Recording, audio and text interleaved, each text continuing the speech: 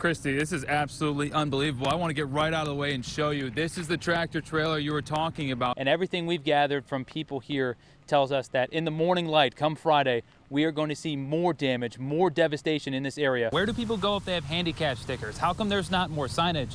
Now we're getting those answers and results in one of your stories. This program isn't just for your vehicle. You can use it in your own home. Just place one of the yellow stickers on the front door of your house and your personal information.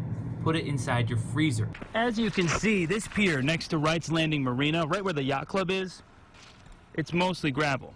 Under the new plan, this pier will be getting a little more grass. This afternoon and this evening, people have been reaching for some heavier equipment.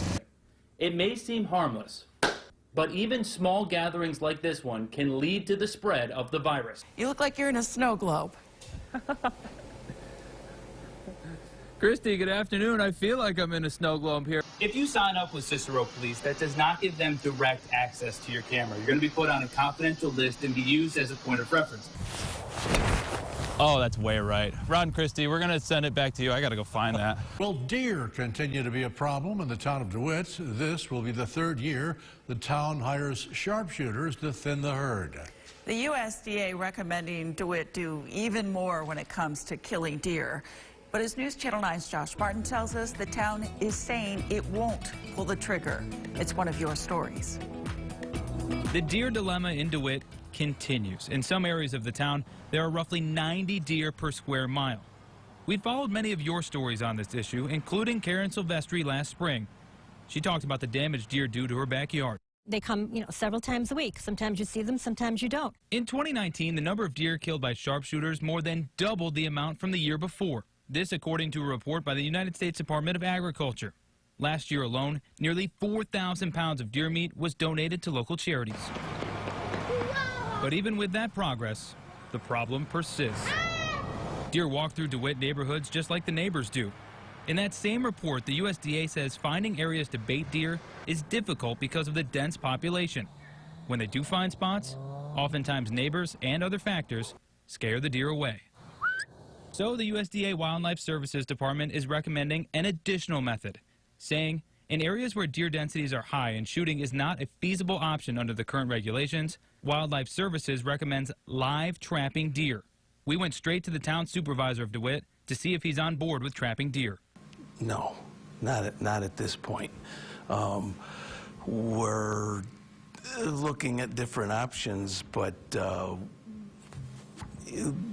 we feel that the program that we have needs to be in place for a number of years before it can truly be effective.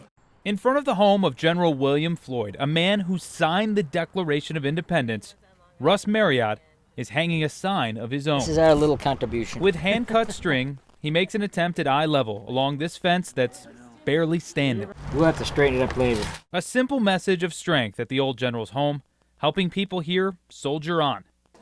Westernville tough, town of Western proud. Thanks to all.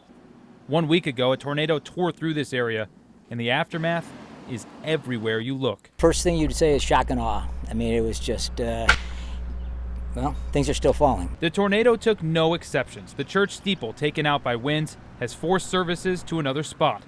There's branches and logs on almost every block. Marriott says looking around can be defeating, letting his mind wander back to what once was here. But when those thoughts start swirling in his head, Russ is reminded to look at the sign and that it just might help some others do the same. We hope that this brings that up, and when they start to have a negative thought, that they would bounce it out of their body and start putting that positivity that they had shown them and show it to each other. The cleanup is expected to continue for a few more weeks.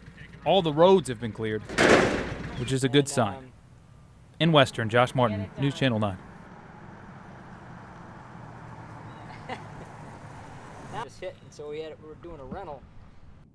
Baseball is a simple game. You just need a ball, a glove, a bat, and cleats certainly help. Unfortunately, not every kid has all they need to play. If you have stuff laying in the garage, and I'm sure you do, send us a message. Matt Gavendo put this video out on Twitter last week, hoping someone would step up to the plate and help out. He knows his son is well equipped, but he wants every child to have a chance to play baseball the right way with the right equipment.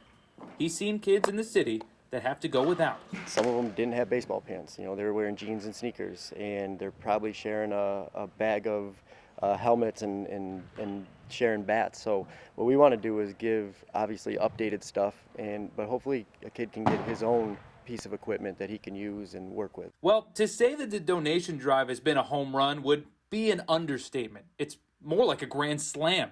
The donations could fill a dugout, and he's not done yet.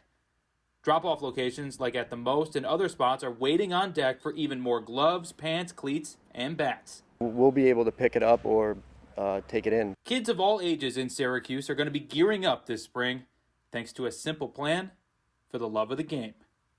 In Syracuse, Josh Martin, News Channel 9.